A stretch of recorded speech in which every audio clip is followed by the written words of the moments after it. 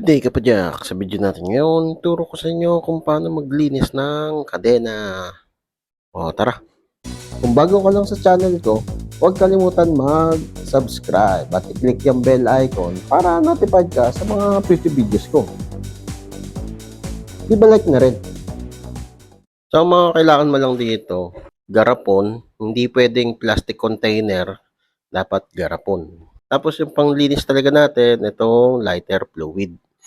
So, magandang panlinis to sa mga light grease o mga oil residue, katulad nga nitong sa kadena. Sa itong Fuji, mabibili mo to sa kahit saan. Kahit sa hardware, sa palengke. Yung price naman niya, depende naman. Minsan, merong 35. Ito namang Fuji na to, nabili ko sa Guadalupe ng 45 pesos. So, bago natin gamitin yung Fuji, kailangan mo munang punasan yung kadena para matulungan din si Fuji, hindi na siya mahirapan mag-breakdown ng residue. Tanggalin mo lang yung mga makakapal na dumi, mga debris ng dumi sa labas, sa kalsada. So, hindi naman yan matutunaw ni Fuji. Ayan. Mas maigi kung ipoporma natin yung kadenang pabilog para pumasok siya dun sa garapon ng maayos. Yun, dapat nakaganyan.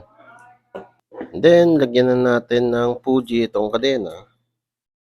Hindi mo na kailangan ubusin yung buong bote. Siguro kahit kalahati lang, okay na. Para may matira pa. Tipid-tipid, okay lang.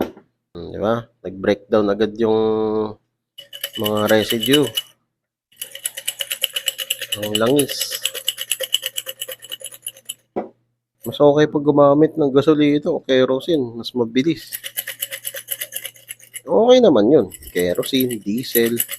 Kaso, masyadong matapang na chemicals yun. Ngayon, kung sensitive yung balat mo or meron kang sakit sa baga, hindi yun pwede. At least itong si Fuji, wala naman siyang amoy. Well, meron pero hindi siya ganun ka-potent. Hindi siya ganun katapang. Sa loob ng sa mga roller, wala na yung dumi. Ay, may customer tayo. Shout out! Shout out sa'yo. Yun, kaway-kaway. So, yun, natapos na yung customer. At yun nga, nababad siya ng konti. Malambot na yung dumi niya. Ayan, Diba? Silver na.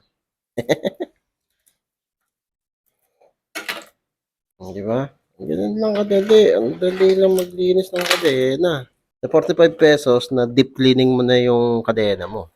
Hindi na natin to kailangan banlawan. Okay na to. Goods na yan. So, since dry na yung kadena, kailangan mo to lagyan ng chain loop. Yung paglagay lang ng chain loop, bawat roller. Siguro, hintay ka mga 30 minutes kung talagang nagmamadali ka or gagamitin mo na, saka mo punasan. Pag pinunasan mo, dapat punas na punas. Wala kang iiwan na langis. So, itong natira, pwede mo pa itong gamitin. Kuha ka lang ng toothbrush, tapos i-brush mo sa chainring, brush mo sa mga pulley, o sa loob ng RD, yung sa spring, o kahit dun sa sprocket. Lighter fluid, 45 pesos. Madami kang magagawa. So, yun guys, ang paglinis ng kadena gamit ang lighter fluid. So, kung nakatulong itong video na to, di ba like, o kung may katanungan ka pa, o kung may gusto kang idagdag, comment down below lang. Okay. So, yun lang. Ayos. Whee! O kapadyak, kung na-enjoy mo itong mga video ko, leave a like at i-share mo na rin sa mga tropa pips mo. Makakatulong ito sa channel. Kung gusto mo pa manood ng ibang video, ito, meron pa tayo. Hindi tayo nauubusan. Ayan, katulad nito, saka ito. Nood ka na. Madami pa tayong mga video na i-upload. Kaya, mag-subscribe at i-click yung bell icon para notified ka sa mga future videos ko. Maraming salamat. See you next time.